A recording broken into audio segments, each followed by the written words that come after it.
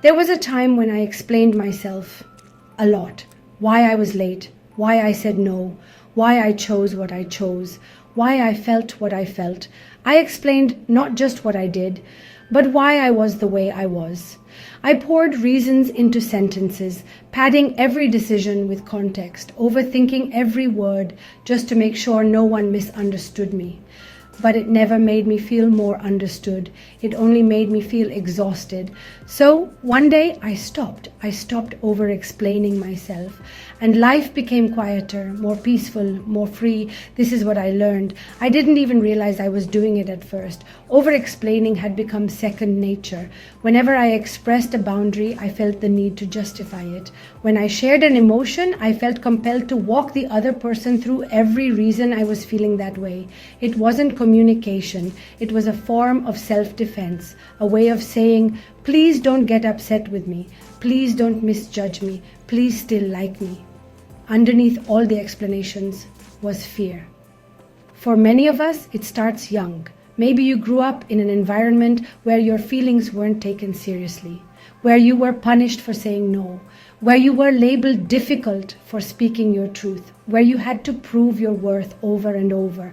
So you learned to explain, to shrink your truth into something more palatable, to cushion your honesty with long paragraphs of disclaimers, to make sure your no sounded nice enough to be heard.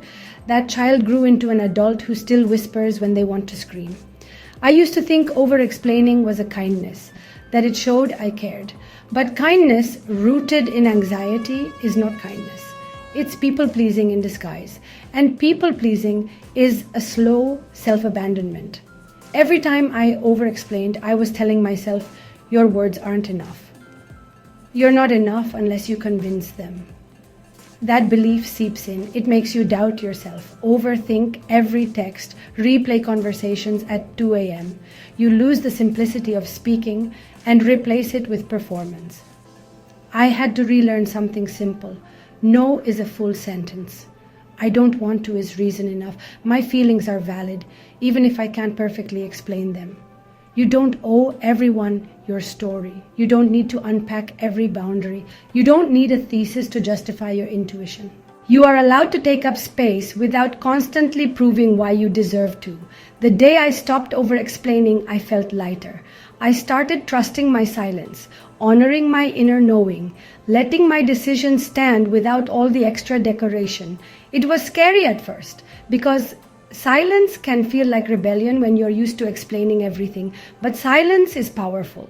It's not cold or rude when it comes from confidence. It simply means I trust myself and I don't need to be understood by everyone to be okay. Here's what happened when I stopped over-explaining. I reclaimed time and energy. No more crafting the perfect message or overthinking every detail. I created emotional boundaries. I no longer handed over my peace to people who demanded explanations they didn't deserve.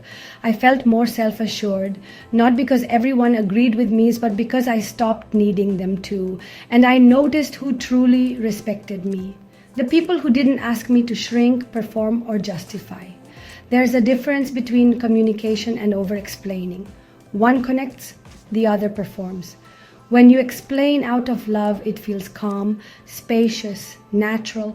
When you explain out of fear, it feels heavy, tense, like you're trying to avoid punishment. It's okay to explain things sometimes, but you don't have to beg for understanding. You don't have to set yourself on fire to keep others warm.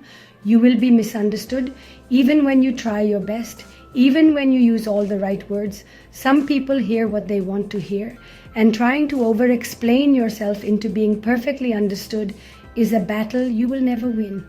But when you stop, when you let people sit with the simple truth of who you are, you'll be amazed how little defending you actually need to do.